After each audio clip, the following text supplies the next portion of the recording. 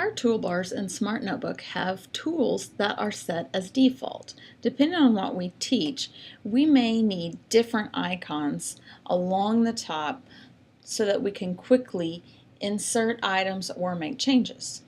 You can see here that I've got several different icons. They're probably different than what you've got on yours. And then I've also got more that are off to the side here. I'm going to show you how you can change these so that you can edit them and put whatever you need in your toolbar. I'm going to click Control and then click up in my toolbar and then click Customize Toolbar. All of these icons are my shortcuts that I can add into my toolbar on Smart Notebook so that I've got links to things that I use all the time. Likewise, if there's something up here that I don't need, for example, I rarely ever use this creative pin here, I can just drag it down and it will make a little bit more room for me. Also, I don't really need the eraser because I would just use the eraser that's on the smartboard itself. So I'm going to save some room and get rid of that just by dragging it down. The things that I have up here that I have inserted are dual page mode, the smart recorder, the ability to pin a page, and then I've put in this shapes pin and also my magic pin. I think one thing that would actually be pretty nice is this clear page.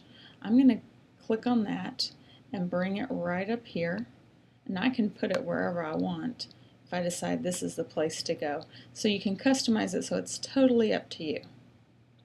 Also, if I needed to print something, let's say that I am printing regularly from my Smart Notebook files, I would just click and drag that up there. Whenever I'm done, I just hit done. Like I just did that one, I can also do the same thing to my toolbar that is with my Smartboard tools.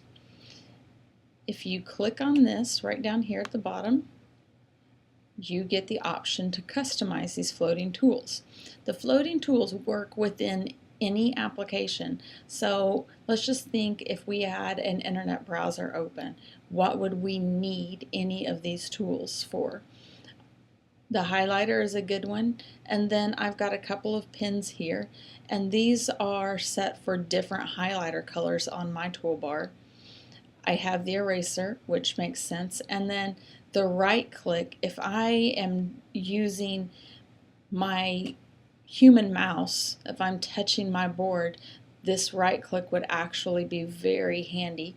This is just going to open a Smart Notebook file for me. And then I would have the keyboard. I don't really see the keyboard as totally necessary, so I'm going to drag that over here, and I get rid of it when I do that. One thing I would really like to have is my recorder over here, so that if I'm doing a tutorial or showing students where to go, I can just record that and it'll be much easier. Having my undo button is always good. And I think I'm going to also put up a screen shade by just dragging that over. Then whenever I'm done, I would hit done, and there's my custom toolbar. You notice whenever I was making my custom toolbar up here, I put in the dual page, and I'm going to show you how that works. I have another Smart Notebook file that I can open right here. This Smart Notebook file has several pages in it. Let's take a look at this page here. This is just explaining different types of simple machines, and then it's giving examples here. If for some reason I needed my students to see both this page and the one before it, I would click up on my dual page mode, and then you can see that the one that has the red around it will be the one that is going to stay just a little bit longer. For example, I click on this one and that just moves over. What if I wanted this one here to be pinned?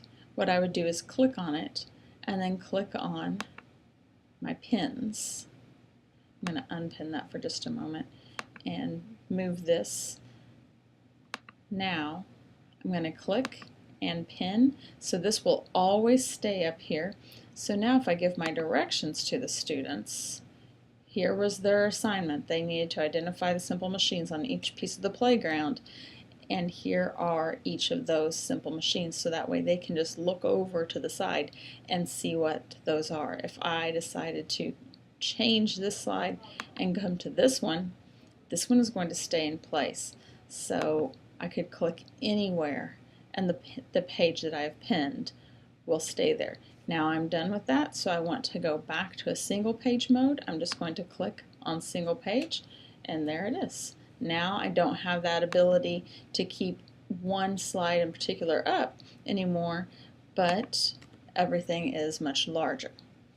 And that is a great way to just customize your toolbar so that way it works for you.